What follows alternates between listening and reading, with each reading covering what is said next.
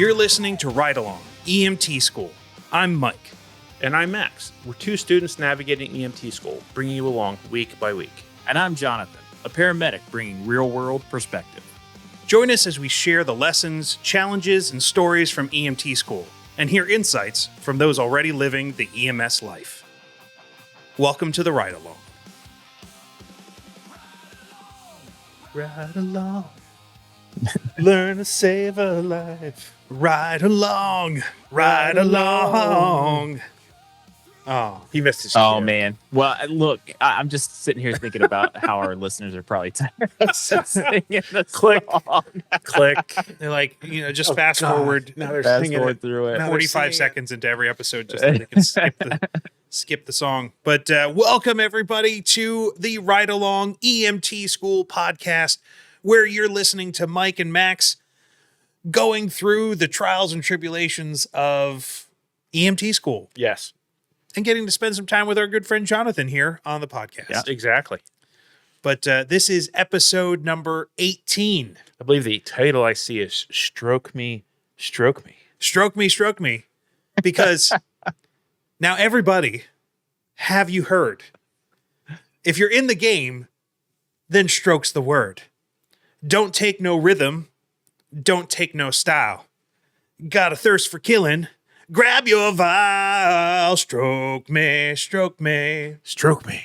stroke. Okay, so that's enough of that. Again, Grabbing the people, vial if of you'd like to benzos. hear Mike sing a full song, No, just it's not a thing. buy us a monster and we can make it happen. We Put would your like you request to buy below. us a monster, but I figured it's first off, if we're talking stroke, Yep. is there a better song title than Stroke? No. No, it's pretty like on the button. Right? It Like is. it's and those are the actual lyrics of the song. I read the lyrics today. I'm like, oh, that's it's don't take no style. Got a thirst for killing. Strokes kill people, right? True. They do. And grab your vial of thrombolytics, right? Like, Right. okay, now I'm getting really deep Right, into this stuff. right. It's the EMS world is hitting me hard. It is. It's I'm thinking about it all the time. I did not expect this when I started doing this whole thing. My whole life now revolves around EMS. Or you walk around your family. Whoa, I know what's wrong with you. Hold still. I'm pretty sure Jonathan warned me about this at some point. I did. did tell you. He We did. talked about this in the early episodes, Yes. I believe, about how everybody is really, really about it that's in it. Yeah, it's a lifestyle, man. Like, it has its own gravitational pull. At some point, Mike's gonna be like, "What? Shooting? What? What? Huh? What? No? Yeah. Huh? No, I don't. Family? What? Yeah. Friends? What are you talking about?" that's what you got to watch out for. Honestly, you got to keep that balance in your life. Yeah. Although, because the thing about this world that has really scratched itches for me, like learning something new, Yeah. right? Mhm. Like, and not only is that something new, interesting, something I hadn't done before, but it's also really practical. Yeah. Like the idea of being able to help somebody is probably the most noble and practical. And I'm not calling myself noble. I'm just saying that anybody who goes through this, and I just look at all these people that make this their lifestyle and their career, and I'm in awe of the fact that they've devoted their life to this, right? Yeah. So you have that, but it's also scratching the your lights just went out. They're on an automatic timer. Oh, there we go. But it's also scratching the teaching itch because we do the podcast, right? Yes. And like we help, like I think, we're trying to lower that barrier for people that feel intimidated by going through EMT school. So it's like it's hitting all the things that make me do things outside of the EMS stuff. So it's been very I'm very much in it. Eventually, you're gonna go into Mike's closet, and it's just gonna be firehouse shirt after firehouse shirt after ambulance company shirt. I did join another one. You did. The cool one. The cool one. Just like everybody else in this world, apparently, they're volunteering or working at a service is like potato chips. You can't stop at one. Exactly. Yeah. Ask me how many agencies I'm affiliated with right now. How many? 4. 4 agencies. All right. Well, I'm at 2. I'm at 1. And Max is still And I'm still sticking behind. with it. Yeah, so I have my hometown agency, which I like working for very much, and it takes me 4 minutes to get to the firehouse in the morning, which is That great. a plus. But I did just jump in with Max at the at the service that basically all of the instructors from school teach at, and service students are and there's a bunch of volunteering students with, and like it's like I almost see it as like, okay, so really what this entire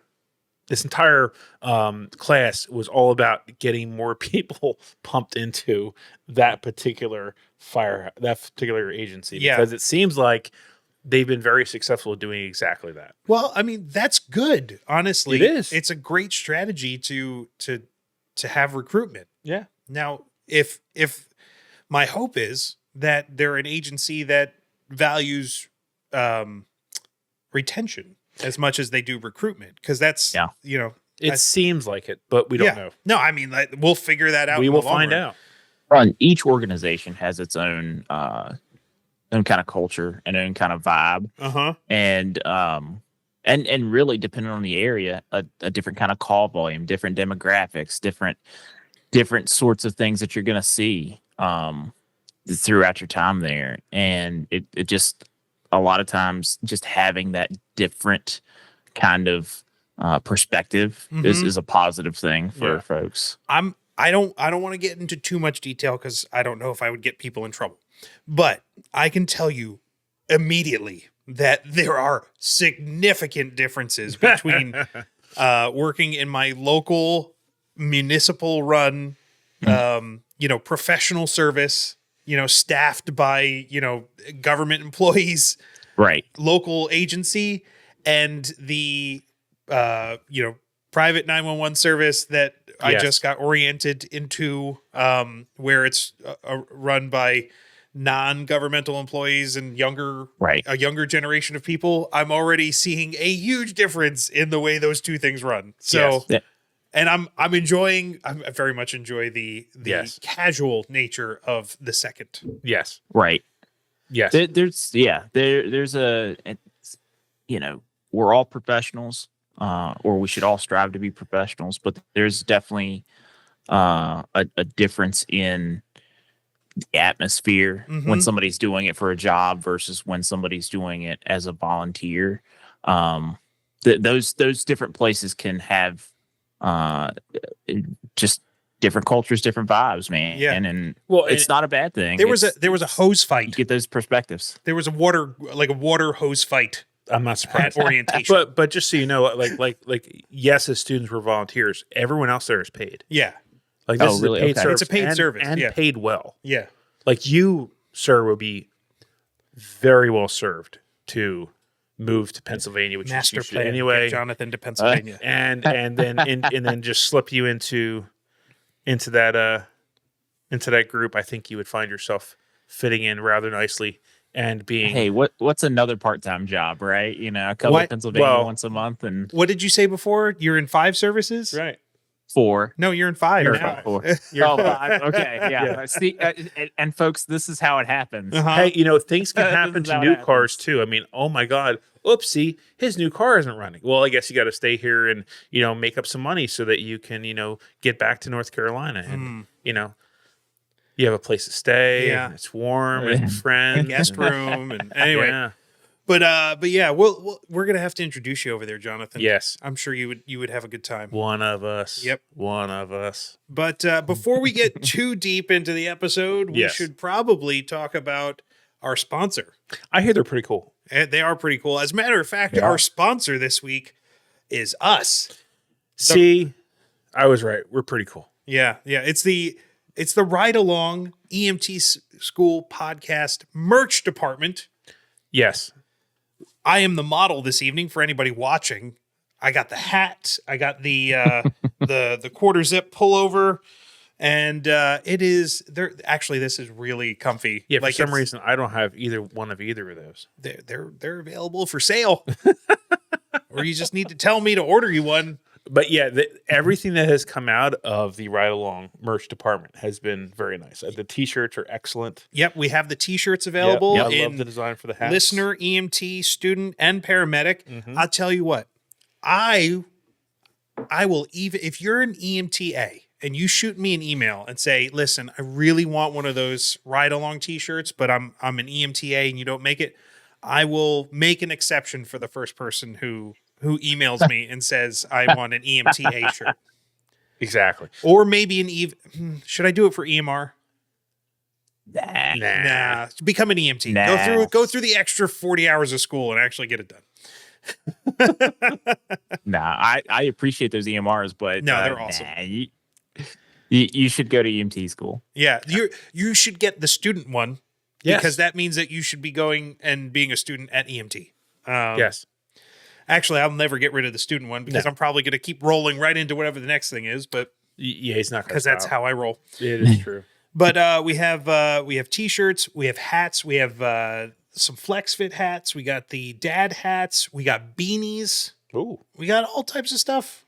It's cool. Like, represent the podcast. Go over to what's the link? It's ridealong.bulletin.net. The link's in the bio. Yep. You know how it rolls. Also, along with that, not only do we have some merch, but our partners, the people, the brands that we have been partnering with, our sponsors have given us some discount codes. That's cool. Super cool. So you should definitely go check those out. We've probably dropped them and mentioned them in some other posts, but you should definitely check out X Shear, our favorite shear company. They are the best shears ever. Their discount code is RIDEALONG, RIDEALONG.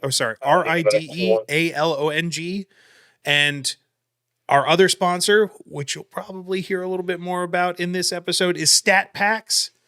StatPacks, Ride Along, X Shear has a discount of 10%. Nice. Medic 2-1 have traffic? Oh, Medic 2-1 has traffic. Jonathon is actually, on radio right now. So if you hear anything in the background, it's because he's working. Yeah, it's like he's a professional or something. He's a professional, He makes it work for us. Yeah. He's a stand-up guy. Exactly. And here's the thing, we never know. I may have to just get up and go. Yeah, if he just disappears, wouldn't that be something? He might have work to do. So yes. Saving people. But so X Year 10% discount code Ride Along, StatPacks 20% off. Okay. That is a huge discount. Huge. Like huge discount. Huge. Tremendous. So StatPacks 20% off. Discount code is Bulletin20. That's BULLETN20.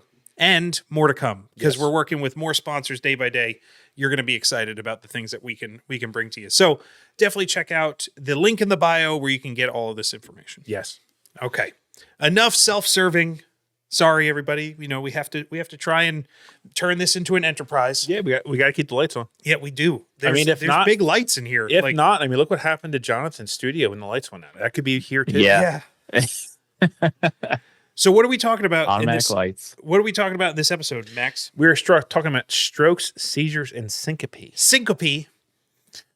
A stroke, I think everyone's familiar with what a stroke is, or at least what they think it looks like on TV, where you have a part of your body that's not working the way it's supposed to.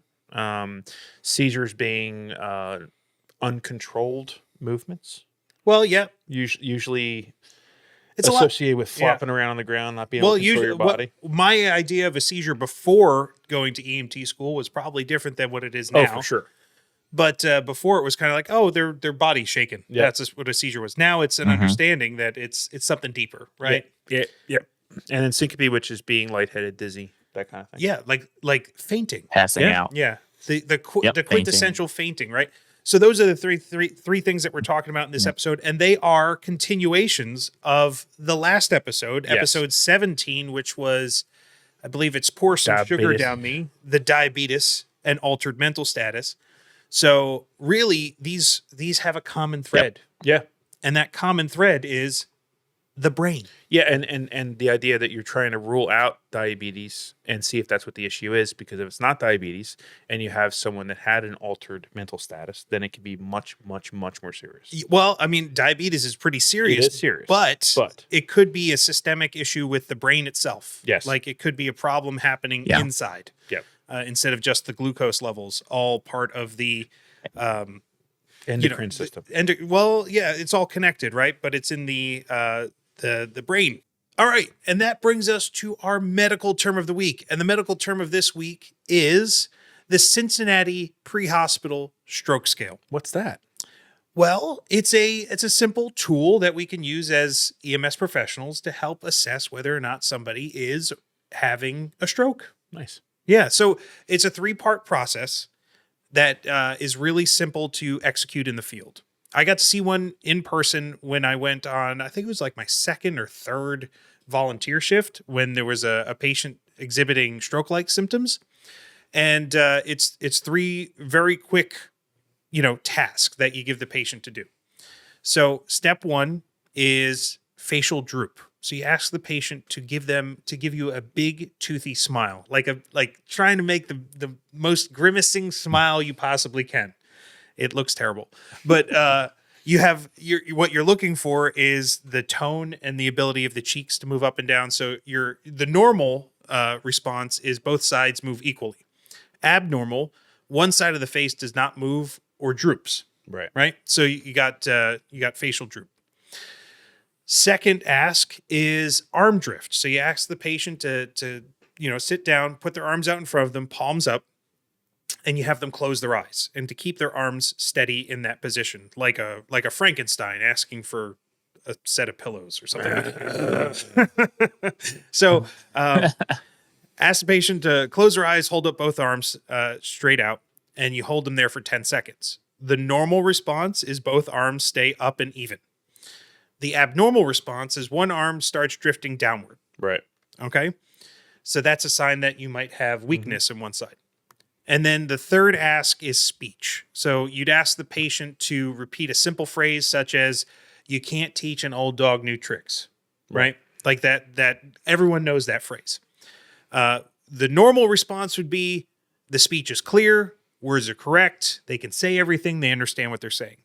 The abnormal response is slurred speech, the wrong words with the aphasia is the term for using the wrong words, or an inability to speak in general. Like if you just can't interpret what they're saying, or they just cannot make words, right? So the combination of those 3 things assesses a few things in the brain, cognitive function, some physiological function. So essentially, if any one of those 3 things is not giving the expected response or the normal response, there is a very high likelihood of it being a stroke.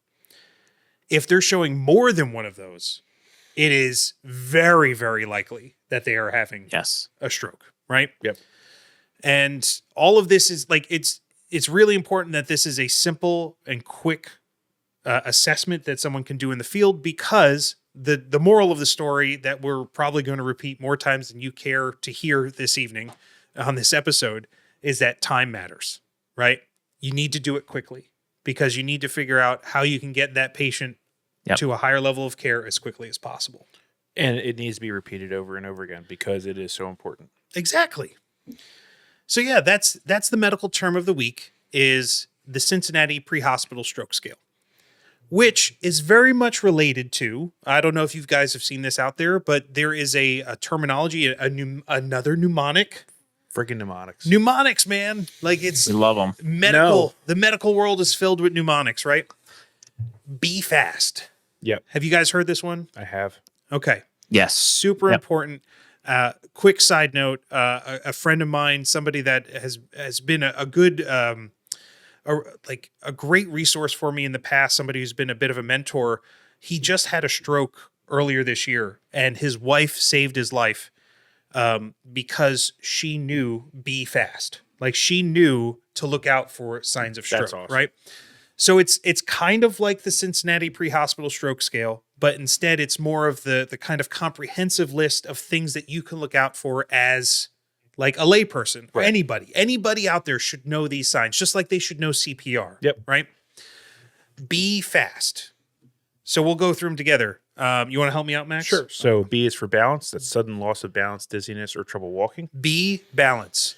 What about E? E is eyes, so sudden blurred double vision or loss of vision in one eye or both. Right. So they Right. start having problems seeing out of one eye or both eyes. Right. That could be that's a big flag.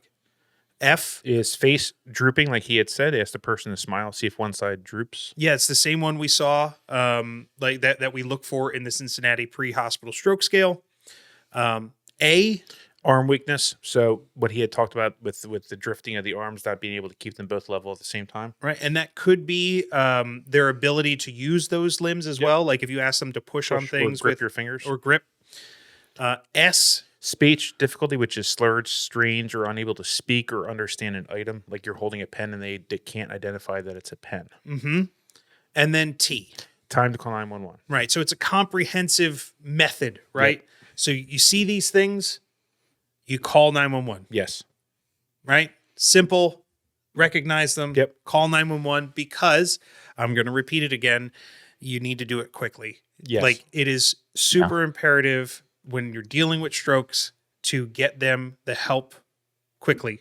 Get them to a center, a higher level of care that can treat them because, as we'll talk about in a bit, there's not a lot that can be done until they get to that stroke center. Yeah. Right. Yep. I mean, even at work, we're using Be Fast. And, when we talk about time, it's, and that additional time to call 911 if you are a layperson or you recognize somebody's having a stroke.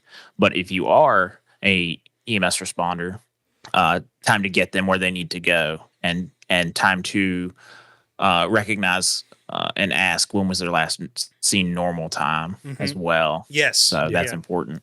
Super important to know when they were last normal, right? Yep. And this is just a little bit behind the scenes when it comes to strokes. Like essentially they're getting them to that stroke center, and that stroke center has the ability to administer drugs or possibly other interventions that help break up clots, right? And the longer that patient has that attack, that ischemic attack, like the longer that their brain tissue is going without blood, the less of a chance they have of saving the tissue, right? It's all about time. All about time. But yeah, so that's the medical term of the week, the Cincinnati Pre-Hospital Stroke Scale, the CPSS. Damn acronym. That's no. Well, it's the alphabet soup of EMS, man. We're adding more to the quiver each week. Yes. But where do you guys want to go next? You want to go to seizures or you want to go to strokes? Let's go with strokes. Let's stay with it. Yeah, let's go with strokes. Okay. It leads right into strokes. Exactly, right? We went through a lot, like there were three main topics as part of this secondary second half of the chapter that we went through for this class. So strokes were a big part of it, and it really comes from two mechanisms. Right. You mentioned one, which is ischemic. There's an ischemic stroke, which is the blood vessels in the brain get blocked. Right. And then the blood that's flowing through those blood vessels doesn't have the ability to get to the tissue, and then the tissue dies because it's not getting perfused. Yep. And then we have hemorrhagic stroke, which is the rupture of a vessel in the brain. Damn. I'm having one right now. Well, so a rupture of a vessel in the brain, or an injury that's causing brain to pull in against the brain, which is putting pressure on it. The injury would cause the vessel to rupture, right? Yes. That vessel bleeds. The blood gets into the cranial, like the intercranial space, the skull, and that causes intracranial pressure. Right. And that intracranial pressure restricts, like it causes so much pressure, it pushes on the tissue and then constricts the blood vessels, and then the blood vessels can't flow, which again causes the same thing. Lack of perfusion to the muscles. Because there's only so much room. It's a pressurized vessel that is your skull, and there's only so much room for it to go. Right. As a matter of fact, I think one of the only, like, some of the things that they can do for that is like literally drilling a hole in the skull. Yep. Is like if there's so much pressure to alleviate that pressure. Yeah. A burr hole, I think it's called. They do not teach that in EMT school. They should. Maybe that's next week. I'm not sure. I have a drill. I have bits. Come on, let's go. Yeah, it's the DeWalt the DeWalt school of EMS. I prefer the rigid school, but hey, DeWalt works in a pinch. Milwaukee Exactly. school of EMS. It's already red, so when it gets covered, you're good to go. But yeah, so two main causes of strokes, right? And we talked about how we recognize strokes happening, the CPSS.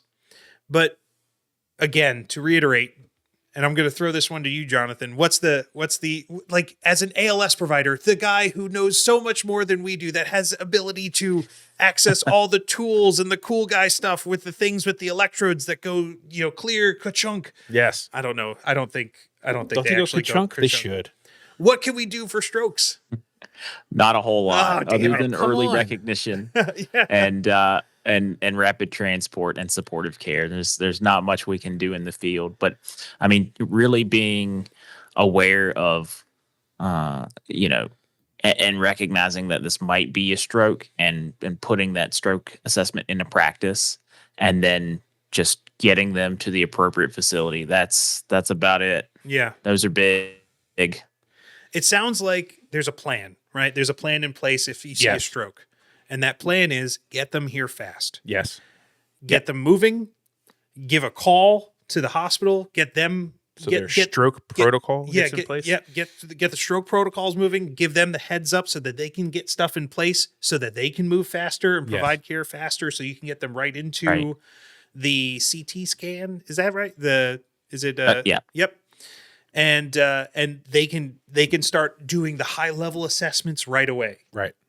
It seems like speed's a factor. Yeah, it's almost like you're getting all those pieces in place so that it can be played efficiently. Yeah.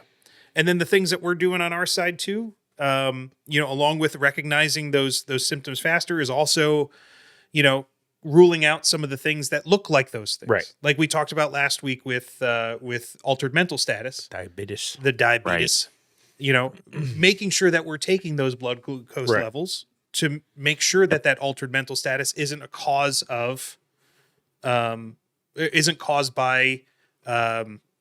low blood sugar, or high blood sugar, or other things that can cause that. Yep. Right. So yeah, strokes. They're lights and sirens. Go fast now. Yeah. Is this one of the few because like I've been learning so much or reading a bunch about like debates between when it is appropriate to turn on the lights and sirens. Is that a debate around you, Jonathan? Is like when do we turn those things on? So it's a large conversation in EMS as a whole, whether lights and sirens are beneficial. What we find is this, but in a lot of instances, it doesn't get you anywhere quicker. But if there's traffic, that's definitely one instance. But we have to respond, or we have to take somebody to the hospital with due regard for the general public safety and our safety. But yeah, this is definitely one of those times where it's probably appropriate to run code and cut the lights and sirens on, and that sort of thing. The other aspect is air medical. If you're not in a place where you have pretty immediate access to a stroke center. We use that pretty frequently here in my locality because we just the closest true stroke center is over an hour away. So we're so spoiled here. We are. Like we really, really, really are. Like I don't think there's anywhere you can go in Bucks or Lehigh County where you're not like within 20 to 30 minutes of like, a really good, like I live like 8 minutes away from a level 1 everything. He lives 8 minutes away from like the everything place. Yeah, Lehigh Valley, Cedar Crest is like it's awesome, but it's also not great from teaching me like that the decision making skill, because like it's basically like here. We could just go to Cedar Crest, right? It's that's always the answer. It's never a wrong one. Yeah, but you know what? Sometimes it's okay to be spoiled. I like it. There are certain things, sir, that it is very nice to be spoiled upon, and I will include an amazing medical facility being one of those things. Yeah, like I'll take that any day of the week. Yes, 100%. But yeah, strokes, time is tissue. That's the overall theme. I know we've said it a bunch, but we have. But it's again, like it really is one of there are a few things that it is really important that you get them there as fast as possible. Yep. So this is one of those things. So we've talked about strokes, right? What else we got this week? Talking about seizures. Seizures. Seizures. Little seizures? Yeah, at least. Pizza. Pizza. Pizza. It's never going to get old. It's not. We've made this joke 5 times. It'll be made in class. I guarantee it. What was the other one you used, Jonathan? The Wiggles. The Wiggles. Which isn't that like It's a kid's show. an Australian or like a New Zealand band too? I am so happy I think don't so. know the answer to either one of those questions. I have enough scarring from children's TV shows like Barney. I don't need more. Oh, were your kids Barney, kids during Teletubbies. Barney? Oh, Teletubbies. You're so old. I am old. You're not that older than me. Anyway, like Teletubbies. I'm very lucky because my kids growing up in the time of Bluey, which is the best kid show ever, and I will die on that hill. I don't care. Like It's not, but that's okay. it is. It No, is it's the not. best kid No, show it's not. ever to be created. Sesame Street. Sorry. Actually, Sorry. Man. pretty sure Sesame Street just celebrated an anniversary today. It may have. It's kind of weird now, but like the original Sesame Street, when like Cookie Monster was a Cookie Monster, and Oh yeah, Vegetable Monster is not as cool as You- Cookie Monster. No. You guys are both wrong. Gullah Gullah Island. Gullah Gullah what Island. the hell is that? It's a show on Nickelodeon. It was great. Leave us a comment if you have ever seen Gullah Gullah Island. Or you know what? Tell us how wrong we are. Tell us what the best kid show ever was for Yes. you, and why it's Bluey. We'll let you know why you're wrong, but we want to hear why you think you're right. Anyway, totally off topic. So we have seizures. We have a definition. We do. It is a sudden temporary alteration in brain function caused by abnormal electrical activity in the brain, That sounds vague. like an electrical short circuit. Yeah. So I'm going to toss this one to you, Jonathan. What does a seizure look like in the field? Have you seen them in person? Yeah. So, and I mean, like, you can get different presentations of seizures. You can have a partial or a focal seizure, and that's usually involving one part of the brain, and somebody may stay conscious during that. Okay. But then, like, what we think of in like popular media with a seizure is the tonic-clonic movement, where you get whole brain involvement, a loss of consciousness, and somebody is having convulsions on the ground and that sort of thing. So yeah, there are some differences, and I think that the hardest, everybody knows that tonic-clonic movement. Yeah, like they get stiff as a board and they start shaking, and then it's what you see in the movies. But I guess the question is does it look like the movies? Like, do they get it right sometimes? I would say that it's about 50-50, right? Like sometimes people have that like very on screen type seizure, but then sometimes it's not as it's not as what's the word I'm looking for? Dramatic. It's not as dramatic. Yeah, it's not as dramatic as that on screen thing. Did you guys ever watch Deadwood? Yeah. Yes. So there was the preacher on Deadwood, and he would get I think he had like a brain or a brain tumor or something like that, and he would get seizures.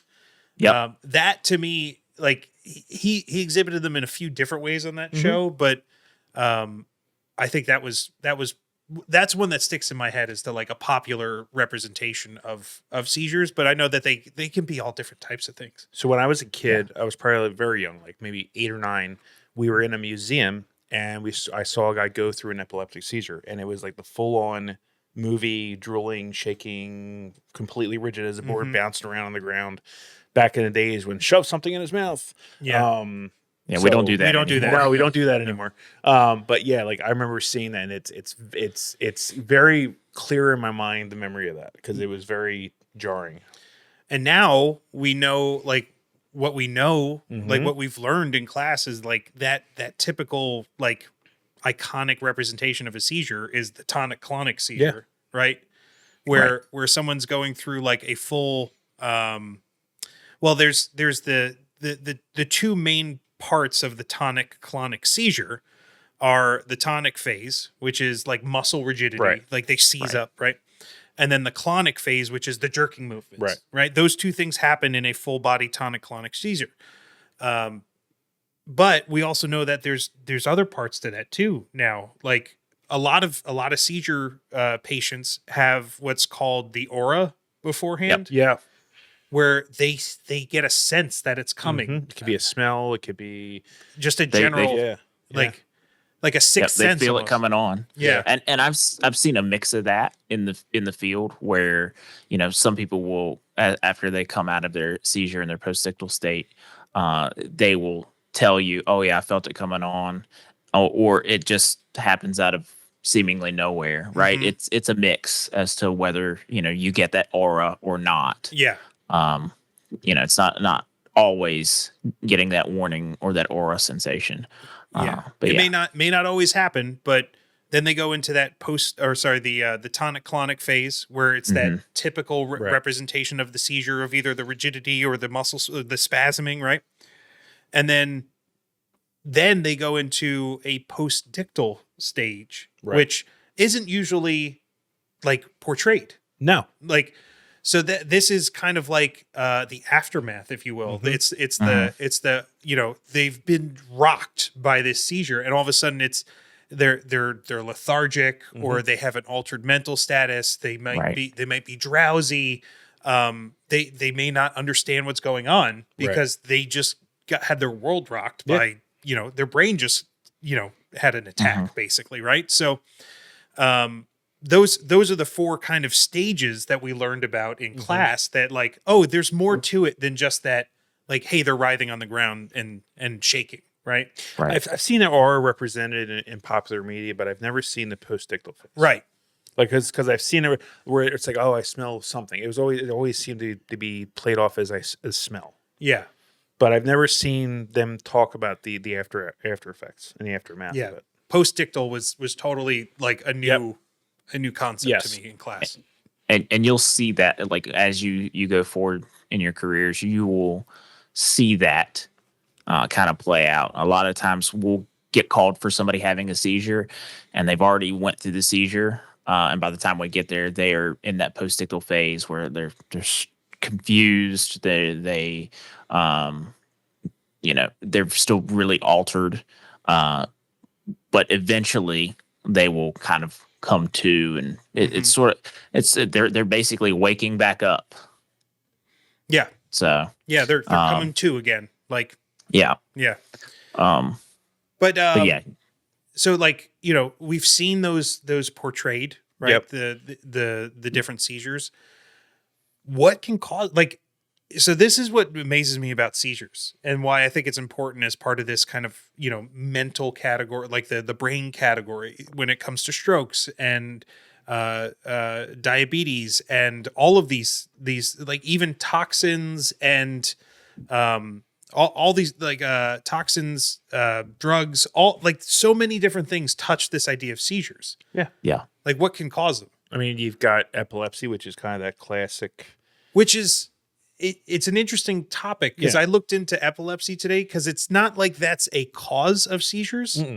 It's just a classification of somebody who gets a bunch of seizures, right? Like, like somebody who gets recurrent unprovoked seizures. They may not know what causes them. It could just be brain chemistry. It can be, you know, genetic.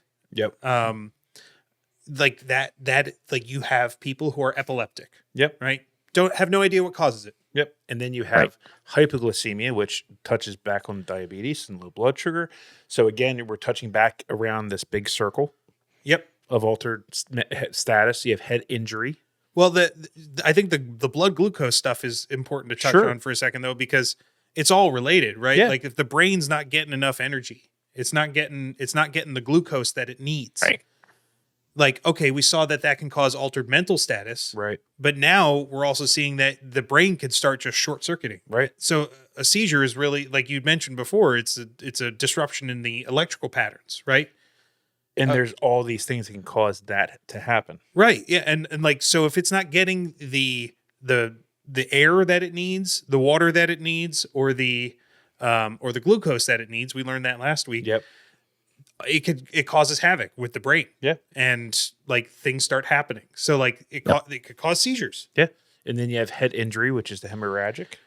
Right. It could be hemorrhagic, could be something that just jostles something else. Like, the brain is so complicated. I'm not even going to attempt to understand all the things that could happen to the anatomy in the brain, but I know that there's a bunch of different like hemispheres and sections and parts and like I can't even use the right terms because there's so many. Like I think we talked about this last week. Like the brain has like a million different pieces of anatomy. Almost like it's for some reason one of the most complex parts of the body. Yeah. The only part of the brain that I can reliably remember is the medulla oblongata. Yes. Thank you, Waterboy. The medulla oblongata. Well, my mama says that crocodiles are ornery because they have all those teeth and no toothbrush. It's not far from the truth. And then stroke. Well, yeah, we've talked about that a bunch. A stroke can cause seizures, right? And then you have toxins and different drugs that can also do the same thing. Have you I've never seen this, but this is one of those ones in popular culture that you see a bunch, right? Like someone takes a bunch of pills and all of a sudden they start like slipping over the edge and they seize up and they start having, bad things happen to them. Yeah, that's definitely something that can happen. One of the things to mention too, talking about drugs and toxins, and different things like that. Oh, my lights went out. I hate it when that happens when I'm in like a bathroom. Man, it really doesn't want to turn back on for you. There you go. Okay. So talking about, different drugs and things like that. Interestingly enough, one of the things we use to fix a seizure of course is benzodiazepines Mm-hmm. On the ALS side of the house. But withdrawal from benzodiazepines can cause seizures. Of course it does. Oh, another one of these like, double-edged sword type things. Come on. Yeah. And then withdrawal from alcohol can also cause seizures. So it's really and I've seen that. It's really kind of an important question if you're talking to somebody that has a substance use disorder. Hey, when's the last time that you had any of this? Sometimes what we'll see is people who they've decided to make good decisions for their life and they want to get stop using these substances, and they will quit cold turkey and just stop. But their body has become so dependent and used to that substance that when they stop, it can lead to seizures. So it's definitely one of those avenues you want to go down and ask people. So so we got hypoxia as well, right? Lack of air. Yep. Yeah. So just the act of removing, again, kind of that removing either the water, the glucose, or the oxygen from the brain causes havoc, right? So reducing the amount of oxygen can cause them to start seizing. Now, here's a question for you. So when you have a guy that's knocked out in the ring and he gets that seizure like, activity, is that basically a small seizure? Well, I mean, a seizure is, you know what I mean? Like the based off the definition, right? A uncontrolled activity and electrical signaling in the brain, right?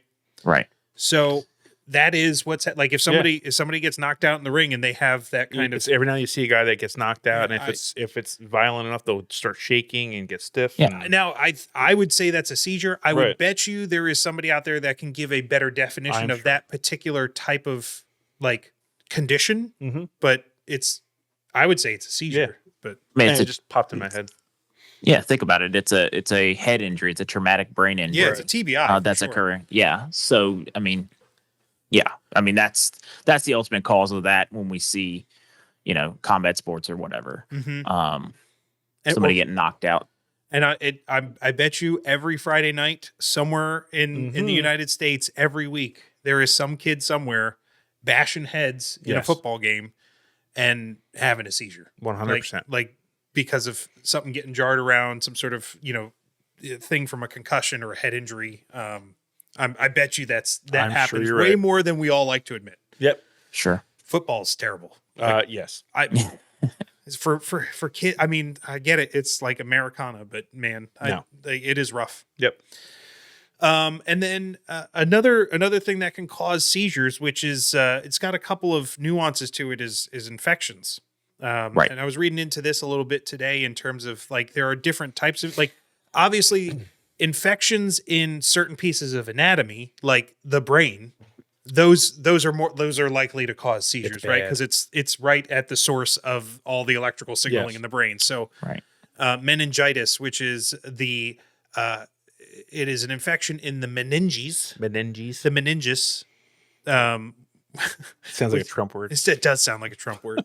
In the meninges. The meninges. It's which is the covering, like the covering of the brain and the spinal cord.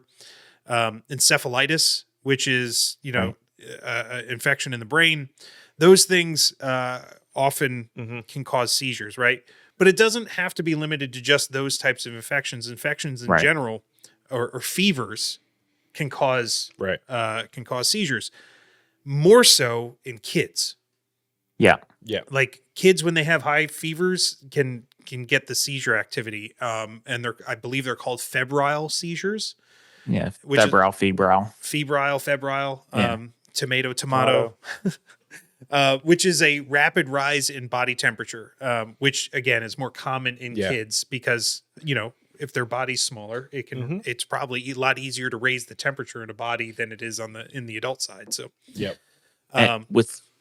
with kids, it usually ends up being some sort of like illness that causes that, right? Like that rapid spike in running a fever and that sort of thing. But one of the other aspects you can see it in adults too with heat related injuries. Right. If somebody's core body temperature gets too warm too fast, they can definitely they can also have a heat related seizure. Yeah. So heat stroke. Yep. Yeah.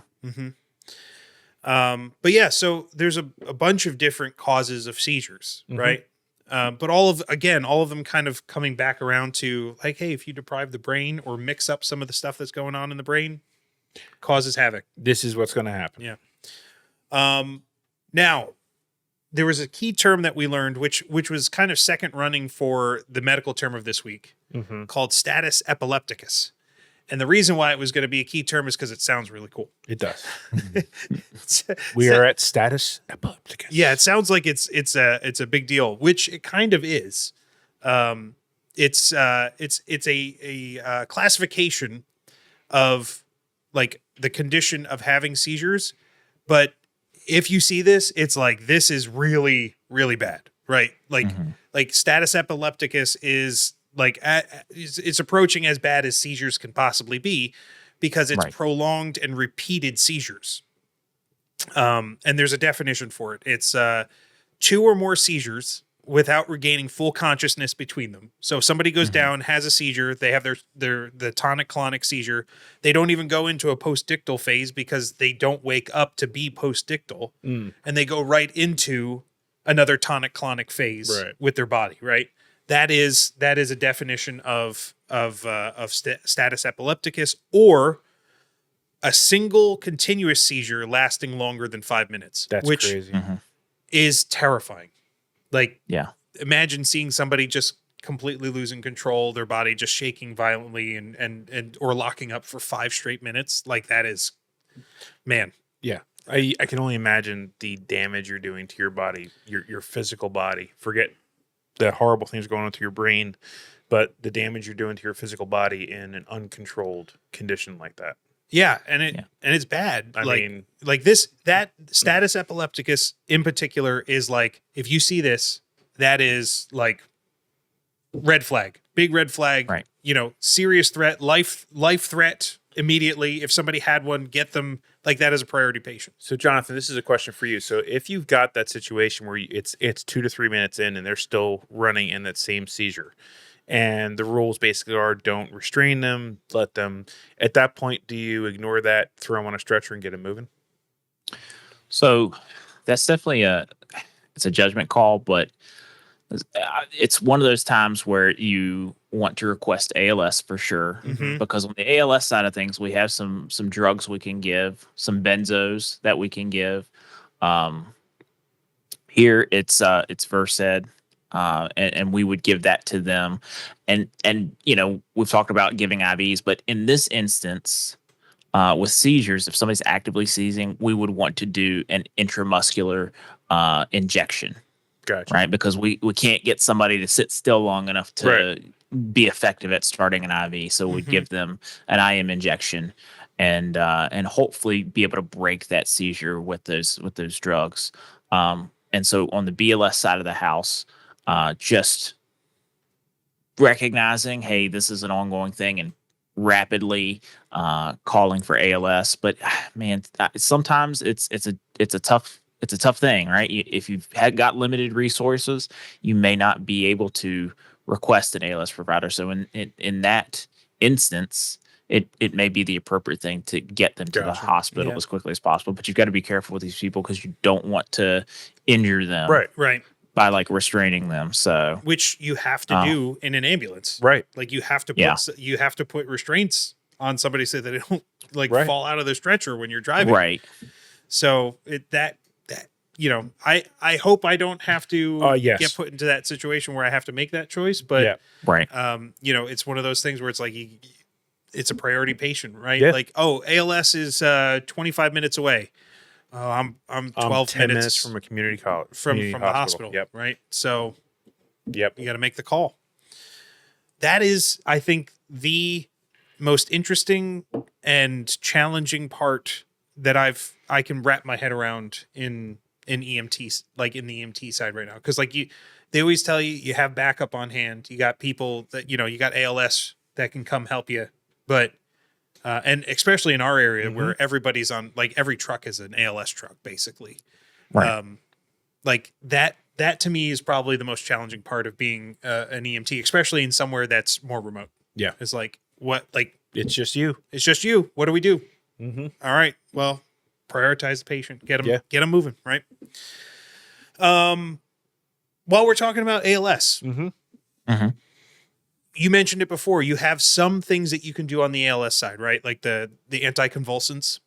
Right. Yeah. So we can give some drugs to deal with that. On the EMT side of the house, again, we have to wait till somebody's maybe out of a seizure, but they may have secretions in their airway that we may need to suction out. And the big thing about it is,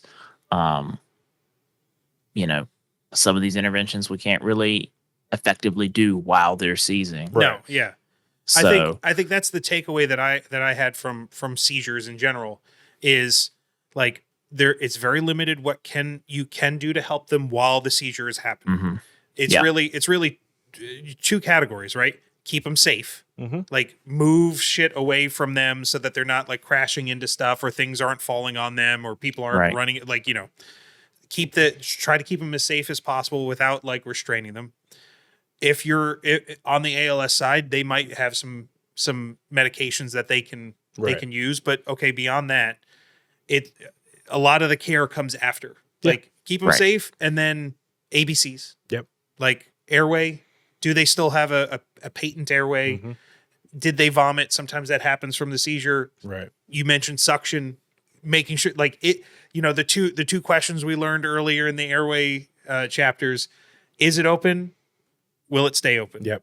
Right. Right. So we got to help them protect their airway, and then assessing, finishing the primary assessment, and then getting them to help. Exactly. Right. Yeah. It's one of those things when you roll up on it, like you may have all the time you need to get ready because you may be waiting for them to come out of the seizure. So you can get your suction ready. You can get everything set up so that once they're out of it, you can immediately give care.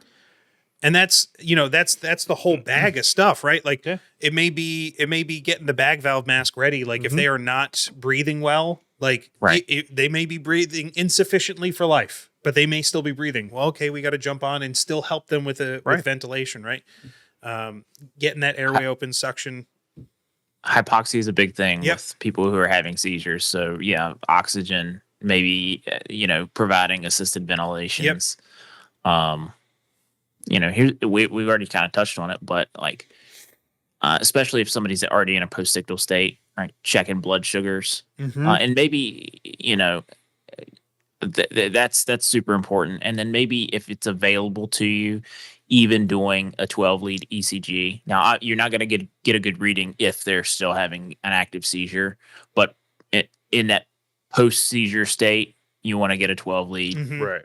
Oh, does that interfere with the readings? Yeah. So you always want somebody to be sitting as still as possible, so you get the cleanest I see. cleanest image.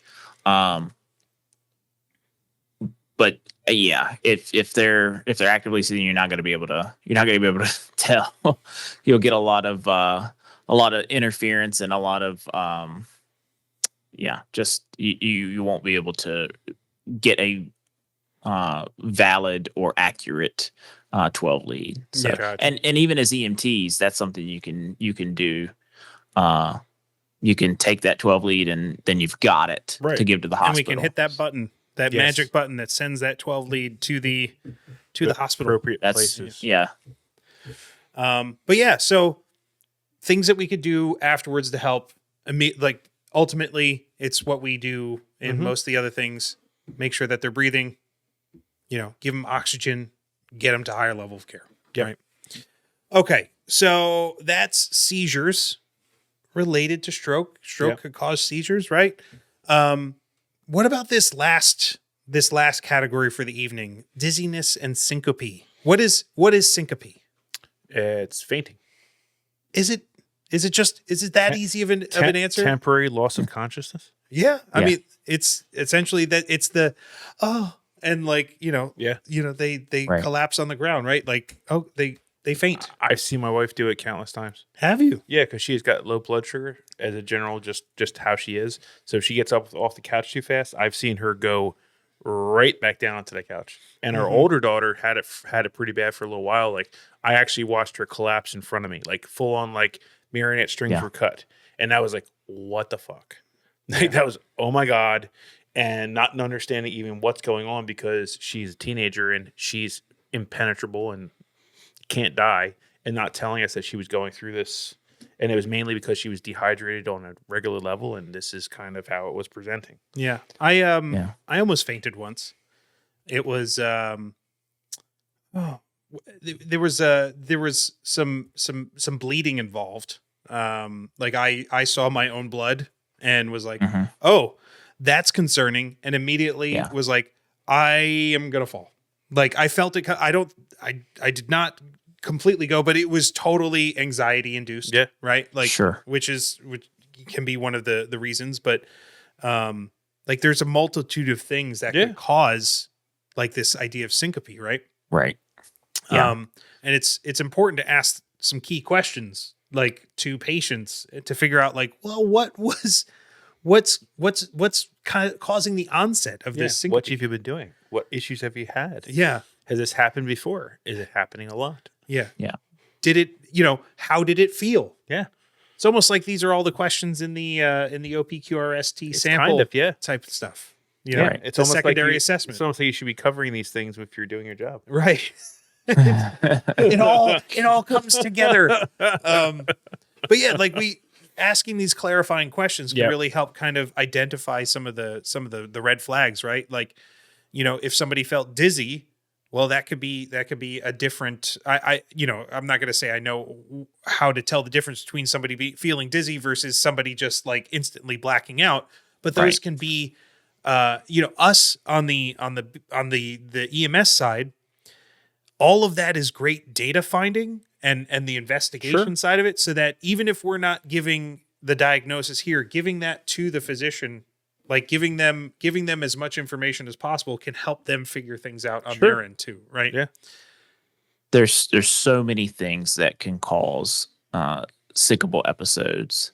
I mean, blood pressure, low blood sugar, cardiac dysrhythmias, onset of a heart attack, psychological reasons. There's so many different things, and so vertigo, right? That may be a cause of our dizziness or our spinning. And I encounter a lot of folks who have near syncopal episodes. They'll get dizzy. They may not go completely unconscious, but that they will have those pretty close to having a syncope episodes, and you know, like you guys are saying, it is those follow-up questions. Hey, have you changed medications? Hey, has this happened before? Oh, well, what caused it before? You know, do you have any pre-existing conditions? And you just really that assessment and asking those questions are going to be the things that lead you down the path of what the most likely thing is. But you might not know. Yeah, and that's the thing about the syncopal episodes that was a big takeaway for me.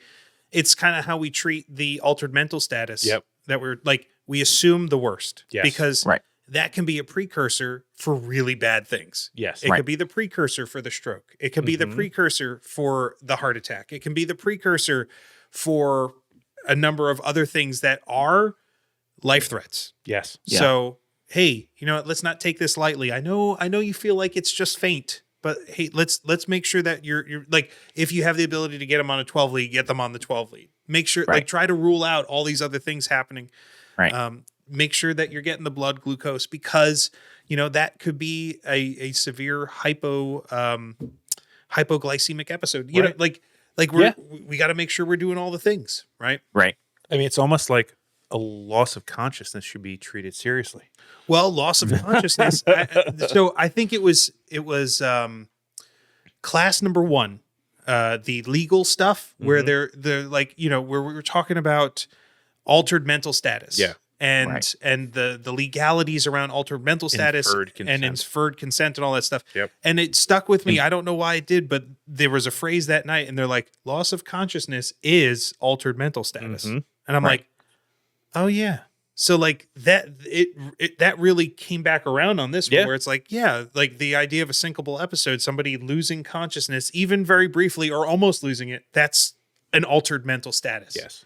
Yes. Which brings it full circle with all of the stuff we were learning in the last episode with you know, altered mental status. But so for the syncopal stuff, or for syncope, it's you know, the same thing we've been talking about, right? ABCs, airway, breathing, circulation, making sure we're doing the primary assessment, checking blood glucose and vitals. Yep. And like something else in there, assessing for trauma, because usually if someone faints, they're going to fall. When you take a crowbar to the forehead, it has a tendency to get you a little wonky. Usually, are you quoting Home Alone, or is that something that happened to you? I'm quoting personal experience of when you get a crowbar to the middle of your forehead, it has a tendency to get you a little wonky. Okay, yeah. So there may be some trauma to assess from what caused this, you know, a head injury, or like, but the idea of the body falling to the ground, that has implications. Yes, it does. Gravity is still working. Yes. You know, putting the patient in a supine position, unless they're vomiting, you know, or they're having trouble breathing. Right. We know that. The what is orthopnea, I believe is the term, right? Like trouble breathing from body positioning. I don't know. They tested me at the ambulance squad the other day. They're like, what does orthopnea mean? And I was like, it's body position and lack of breathing. And they're like, yes, that is those two words coming together. Nice. But, you know, O2 as needed. Yes. You know, making sure that the patient's breathing, and transport, the things that we do, our bread and butter, right? Get them to the higher levels of care. I'm pretty sure if you follow that list for no matter what you're running into, you're pretty much going to find that you're going to have a success. It's kind of all encompassing right there, but it will be repeated for a good reason. But yeah, that's our topics, right? Yep. Stroke, seizures, brain syncope. Brain stuff. Yeah. It's all about the brain stuff. But yeah, so we're I think, you know, out of the last 2 episodes, it's a lot. This is why we had to break it up, because there's so much going on just with diabetes. The beatus. Just with that. Just the sugars. Just with that alone, let alone adding in all of the malfunctions of the brain that are all kind of wrapped up into this whole idea of altered mental status. It had to be broken up. Yeah, so much.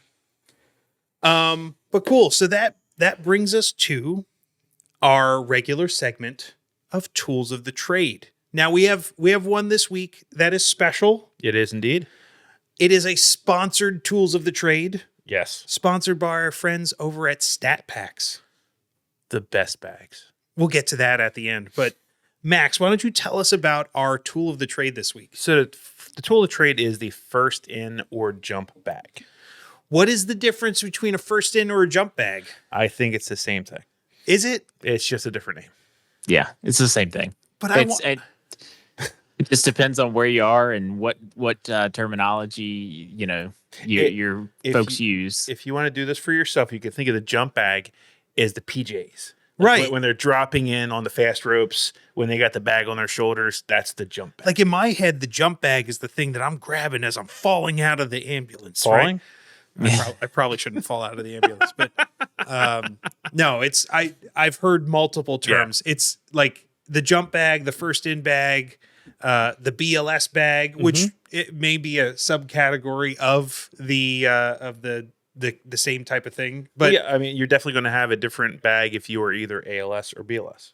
I would say so. They're going to have different things. Sometimes. Yeah. Sometimes. I think the important thing is, and what you'll probably get into, is it depends on the service, right? Yeah, and the first thing go ahead. Yeah, everybody's going to set their bag up differently. So It all just depends. And so in my mind, I summed it up. The main purpose of the first in bag / jump bag is to bring in everything you might need to do an immediate intervention for a patient, a way to transport what you need right now from your ambulance to your patient. That could be a lot of stuff, though. I'm sure it's a lot of stuff. Like you might need a big bag. Well, not just a big bag, but I think what's more important than that is the ability to have it organized so that it's repeatable and you know where everything is. True. And I think that's an aspect of it that cannot be overlooked, because the reality is you could have just a blank duffel and theoretically it would perform exactly the same purpose. Yeah, well, I think it would be tough to have a first in bag or a jump bag or whatever you want to call it, like made out of like one of those old like Navy sea bags. Oh, that'd be great. Yeah. Where it's literally like the size of a small human. Well, yeah, what you do is you just fill it with everything that you could possibly need without any pockets or organization. Well, what you do is you have instructions: pull here, grab here, lift, and then everything's in front of you. It's like Santa's sack filled with like gauze. Exactly. And all the things that you could. Everything's at the bottom. Yeah, exactly. Everything's at the bottom. But it seems like there's 3 basic designs. You have the shoulder duffel, which usually has a shoulder strap. I'd say that's probably the most popular. That's the most popular one. Also, we have ones that are like a backpack, which I think has advantages because then you have the use of your hands. It's a little bit like this one. better, like this one from StatPacks. Oh yeah, look at it. It's pretty. It's red. It's shiny. It's a backpack. It's got all the reflective things. Like it's amazing. And what else? It's stupendous. And then you have just a duffel. Like I know at our ambulance company, they have a duffel for the ped stuff. Like it's just a handled duffel that you grab. Yeah, I would kind of put that into the same category as like the shoulder bag. Yeah. Right. Like I've not like a duffel bag usually is like one singular space. True.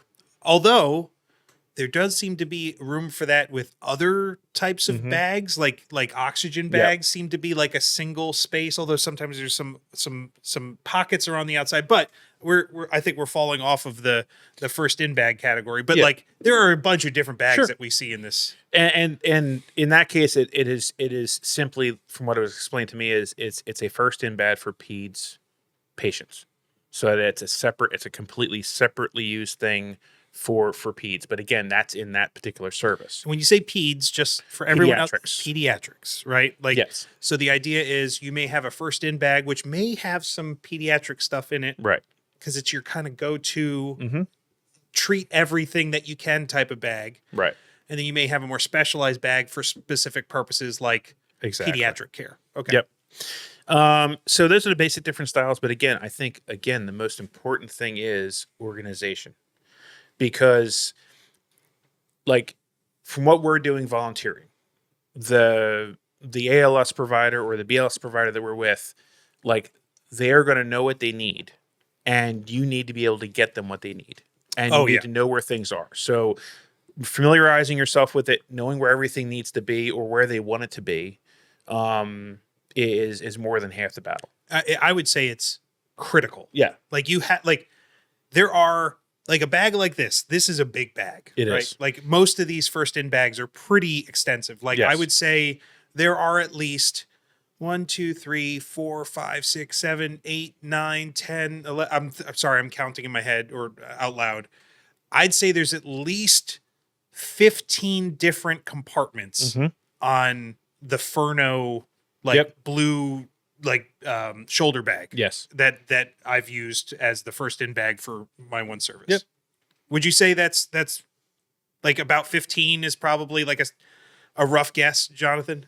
Yeah, there's, yeah. I mean, a lot of them come with like dividers and things like that, and so there's probably a lot of about 15 pockets or sections to those bags. And the reason I say that is like if you don't take the time to go through that thing, if somebody asks you to find something, Yes. like you have a 1 in 15 chance Of finding it. that the zipper that you pull is the thing that you're looking for. And then usually within those, there's even smaller like organizational pouches or things that then fit in those that have sub pouches to them. So it's just to say that it's really important to like have good organization. Yes. Yeah, to your point. Because the last thing you want to do is yard sale your stuff inside someone's home. Yeah, That's just a bad day. It's not a great happen. look. That's just a bad day. Yeah. And I mean, it could have anything from stuff for respiratory emergencies, cardiac emergencies, trauma. You could have a BVM in there, stethoscope, any kind of assessment tools could be in there. You could have basic trauma stuff. Some of them have room for an AED. Right. Plus you have things like traction splints. Fill in all the blanks. So the main thing, from my opinion, is one, pick a bag, whatever style suits you best for either price point or for size and capability. Figure out how it is either your ambulance company or you as the ALS provider are going to have it organized so that you can tell your people on the bus what you want. Well, what I would say is everything that we're like, it's good for you to know like what you would want, but most of us that are getting into this aren't going to be able to choose the bag. No, you're not going to set anything, but you are going to need to know how your service or a service wants their bags set up. Yes. Right. So you may not have the choice of use this one instead. Although you have a voice they start asking around, asking like, what do you guys want? That is where EMS, I think, it shines. And they listen to providers. And the answer is StatPacks. Well, we'll get into that in a second, but I'm biased. But the idea is that you should be vocal. You should be like, as you progress in here, like, I think a good service is listening to the providers in that service, saying, hey guys, what do we need? Where are we lacking? What do we need to support better patient care? Yep. And I know, like, you can get into a debate for days over this bag's better than this bag, better than this bag. But I think that the important thing is, is it organized and is it rapidly accessible? Yes. Like that is the number one thing. Do you have what you need and can you get to it quickly and efficiently? Yeah, exactly. Because you could have the best bag in the world. If you can't get to the stuff and you have to open a bunch of things to get to the things, you're just delaying your care to your patient. Exactly. But yeah. Sorry. Go ahead, Jonathan. Yeah. One of the things about setting these bags up, there's only so many sort of logical ways to do it, right? We're going to go down our ABC, airway, breathing, circulation path. We may have a trauma pocket that has specific trauma stuff in it, and out of all the different agencies that I work for and have been around, that most of the bags are set up pretty similarly. So, ultimately we're all headed in the same direction, and hopefully, there's little nuances to it, but hopefully we're all kind of setting them up pretty similarly. Yes. Which I think is important too, because the ability of a provider, say, doing a travel gig to be able to efficiently use the bag because it's set up similarly to what he's used to using, I think is a huge benefit. For sure. Like they should all be in a logical format. Yes. Now you're going to find nuances. Like I've even seen nuances between bags in different services. Now that I've seen two, like how much BLS stuff is in that bag. Like, is it a purely BLS bag? Does it have enough room for an oxygen tank in it? Or is there a separate oxygen tank bag? Do you have a separate airway bag that accompanies it? Is there an ALS bag that has medications and more advanced airways, or is that all in your first in bag? That may have like if you have a BLS service that just focuses on BLS activities, it may just be more BLS centric stuff in the bag, or it could even be a service that's like, hey, you know what? Put the advanced stuff in there because you might have a paramedic that shows up and they need stuff from your bag, right? It all depends on the mission of the agency, right? Of your service. And it's just, I find this fascinating because like even in the simple tool of the thing that holds all the stuff, there is nuance and there is preference, and like you can have one service like, hey, we put this here because we find that this is the most important, the thing that we've run into the most in our service. Yeah. Like if you have a place that's by like a big interstate, they're going to have probably a lot more like trauma related stuff versus like a service that's like in geriatric central where they deal with a lot of older patients, medical calls versus trauma calls. Like I think it's fascinating that you can really optimize your stuff for what you're seeing. Yeah, for sure. But yeah, so first in bags. Yes. Now it's a key piece of kit. This bag, I have some heart for this bag. Yes. This is in particular the G3 breather bag from StatPacks in red because that's the coolest color that they have. Back when we started the podcast, we were looking into stuff, and I am so thankful to StatPacks because we were looking into like who makes the best bags. Yep. And I reached out to StatPacks and said, "Hey, we're running this podcast. We have this vision. We have a section called Tools of the Trade. They sent us this bag and another one and another bag. They sent us this med slinger, which is awesome, also in red, but two comparable and complementary bags to set up for different missions. Yep. Here's what we're doing with this StatPacks bag, the breather. This is going to become our ride-along jump bag. Yes.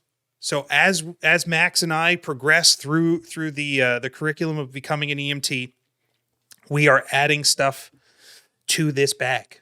The things that we learned to do, it is the culmination of the skills and the things that we learned to use. It's our tools of the trade bag. It is indeed. It's the physical embodiment of it.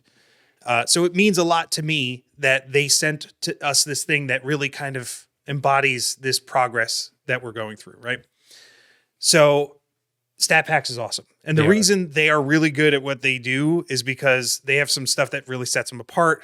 The styling is very like it's very nice. Yeah. And very it's a StatPack. You do immediately, which I know isn't the most important thing, but it does signal a level of professionalism, which every time I see a service now with a StatPacks bag, I'm like, they know what's going on, right? It is fluid resistant, which I think is probably the most important thing about these. Like it's a high sheen kind of vinyl material that easily wipes off. So we deal with really terrible situations in EMS where bodily fluids can get over everything. So having the ability to clean stuff is super important.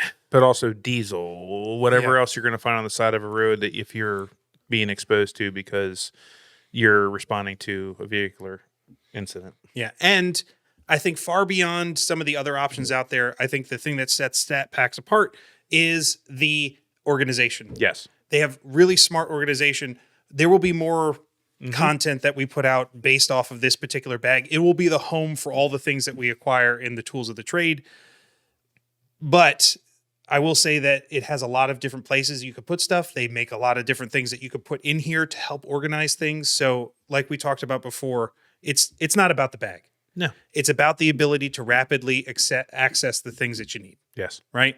They do a really good job of it. They do indeed. But that's our bag. This will become the ride-along. There are many others. Jump bag. But this is ours. Yeah, and it's already filled with cool stuff from other sponsors, which we will get into at a later date. And I think that's the coolest part in a way. This is everything that we were hoping to achieve with the podcast, connecting great companies, great people, great knowledge, all in one spot. And StatPacks is allowing us to kind of hold it in one place. Yes. So special place in our hearts. If you're interested, we have a discount code. So 20% off of your StatPacks order. Like, that's huge. 20%. It is huge. Use code BULLETN 20 bulletin 20. It'll save you 20% off of any StatPacks order. It's huge. Yeah. Huge, tremendous. So thank you, StatPacks. Like, you guys are awesome. We cannot wait to make more stuff with you. But yeah, that's our tool of the trade this week. And that brings us to our student tip of the week. So, as we're talking about bags and the jump bag, first in bag, whatever you were used to calling it, as an EMT student or as a new EMT, one of the things you should be doing is familiarizing yourself with that bag, however it's set up for your particular organization. And as a student, if this is you're doing your first clinical shift or ride along, check that bag out, man. That's one of the big things is familiarizing yourself and not having to, like Max said, yard sale everything into the patient's house to find things.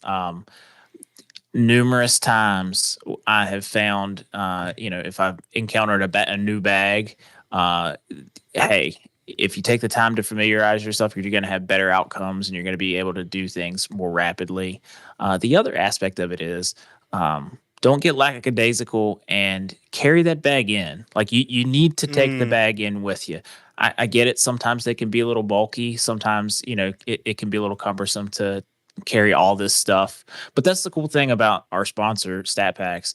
They've got a bunch of different options if you're looking for a particular size of bag. Yes. So, maybe you set up a bag that has some different capabilities or that's a little bit more handy for certain things. But the big thing is you've got to have the bag with you to utilize the stuff that's in it. So make sure you're grabbing the bag before you go in the house. Yeah. So that's the student tip of the week. Yep. I love it. Yep. If you don't have it with you, you can't use it. Exactly. Bring it with you, for the love of God. Bring the first. You know what? It's almost like it's in the name. It should be the first bag in the house. Oh my God. It's just so funny because, I mean, on that note, like, I've already experienced some calls where, like, I've gotten advice and instruction from the members on the ambulance saying, don't bring that in. You don't need that. Like, we don't need that type of bag on this call. And I'm like, how do you know? How do you know? You don't. I'm fresh to this world and I know that you don't. Like, sometimes you might need it, and then you're gonna have that shameful walk to the ambulance to go get that blue bag. And if you're bringing the big flat rolly thing, guess what can fit on it? The damn bag. I don't understand why they don't leave the stuff. bag. It already lives on the stretcher. I don't know. I'm sure our idealistic, wide-eyed, newbie ways will be schooled we'll be at jaded some one point. day. Leave that thing out I don't there. understand why we don't. It's bring it heavy. first day. But yeah, so that's thank you, sir, for that tip. I love it. It Sure, resonates absolutely. very much with me because I've seen it already. Yes. That you bring the bag in. Bring the things. But that's this week's episode. Yep.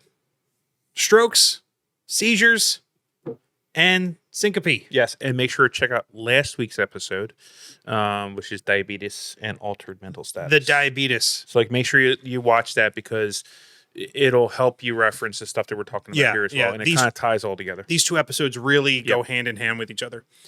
And then next week we have episode 19, which is Rash Against the Machine. Yeah, baby. You got to do what they told you. Rash Against the Machine is allergic reactions. So we'll be talking all types of stuff in that episode. But stay tuned. Lots more coming. We're getting through class. Hopefully you guys are finding, some value in this and enjoying the trip along the way. Mm-hmm. But thanks for taking the ride with us, and we'll see you next time on the ride along. This podcast is for educational and storytelling purposes only. It is not medical advice or official EMT training. Always follow your accredited instructors and local protocols. Heartbeats racing in